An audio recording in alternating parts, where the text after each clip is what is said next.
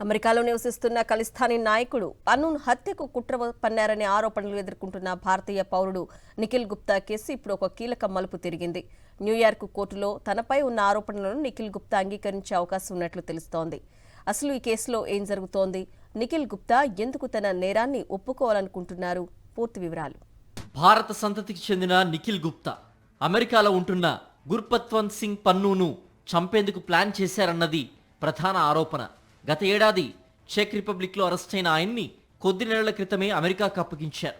America దర్యాప్తు సంస్థల ప్రకారం ఒక భారత ప్రభుత్వ అధికారితో కలిసి నిఖిల్ గుప్తా ఈ కుట్ర పన్నారు. పన్నూన్ను హతమార్చడానికి ఒక షూటర్ను కూడా వెతికారు. అయితే ఆయన సంప్రదించిన వ్యక్తి నిజానికి అమెరికా గూఢచారి.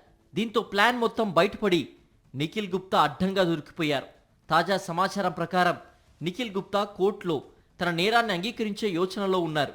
సాధారణంగా అమెరికా చట్టాల ప్రకారం నేరాన్ని ఒప్పుకుంటే శిక్ష కాలాన్ని తగ్గించుకునే అవకాశం ఉంటుంది. బహుశా అందుకే నిఖిల్ గుప్తా ఈ నిర్ణయం తీసుకున్నట్లు తెలుస్తోంది. ఈ కేసును భారత్ అమెరికా మధ్య దౌత్యపరమైన ఉద్రిక్తతలకు కారణమైంది.